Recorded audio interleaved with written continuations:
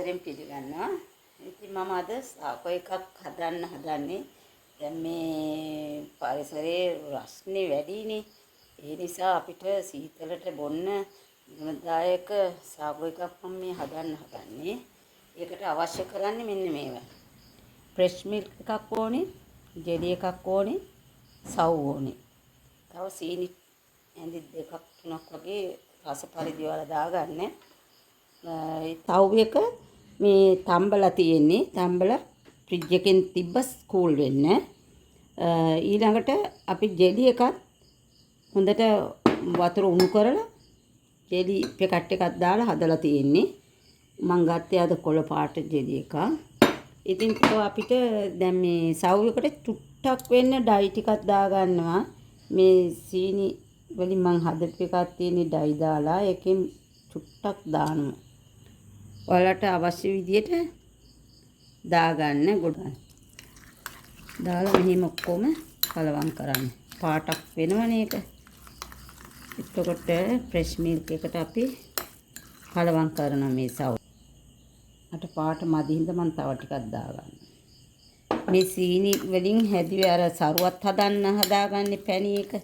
අන්න එහෙම විදියට හදපු එකක් මම මේ දැන් පාවිච්චි කරන්නේ. ඔයාලා කලරින් කැමති නම් දාගන්න.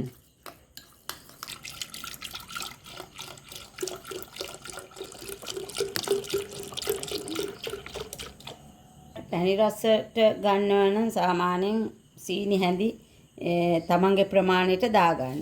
ප්‍රමාණයක් වීදුරුවකට අවශ්‍යයි.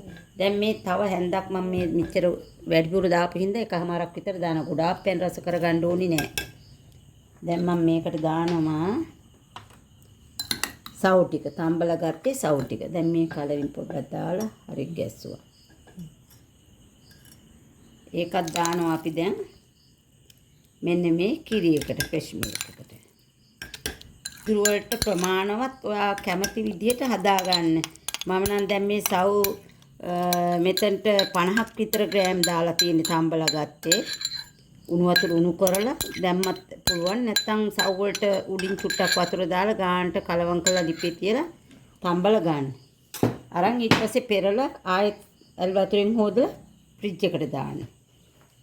දැන් මම මේ ටිකත් අපි කෑලි වෙන්න කපලා ගන්න ඕනේ. මේ ටික දිය කරලා ලස්සන පාටක් වෙනවනේ. ලා රෝස පාටක් වෙන්නේ. දැන් ඊළඟට අපි මේ ජෙලි එක වෙන්න කපලා ගන්න ඕනේ ජෙලි එක. ඔන්නෝම. කොටු හරි චූටියට හරි ලොකුවට හරි කැමති විදියට කපන්න.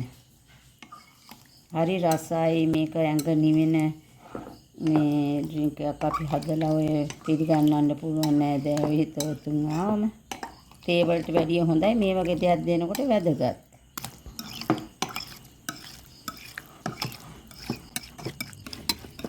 මේ වගේ කුංචි කෑලි කපලා ගන්න ලස්සන.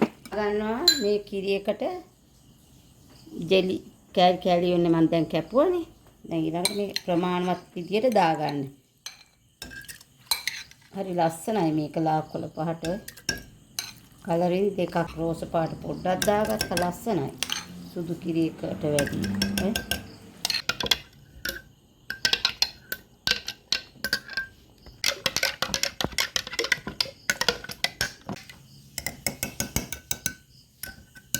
දැන් ඊළඟට දැන් ඉතින් අපි වීදුරු වලට පිළිගන්නවා. දාගත්තා. ටික අපි දාලා ඊපස්සේ අඩිය ටික පස්සේ කොටන් ප්‍රමාණවත් වෙන්න දාගන්න.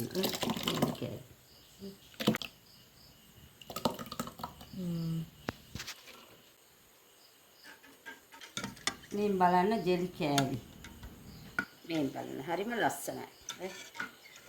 සව් ටිකයි ජෙලි කෑලි වැටෙනම බොන කෙනෙකුට මේ ඩ්‍රින්ක් එක ලස්සනට රසට ප්‍රේමනාපයි මේ බලන්න. පාට ජෙලි දාන්න පුළුවන්. මම අද දැම්මේ කොළ පාටේ. සව් කිරි ජෙලි වර්ග තුන සීනි ටික. මට හමු වෙනකම් මම අද නවතින්න මගේ ෆ්‍රැන්සිස් කුකින් channel එකට සබ්ස්ක්‍රයිබ්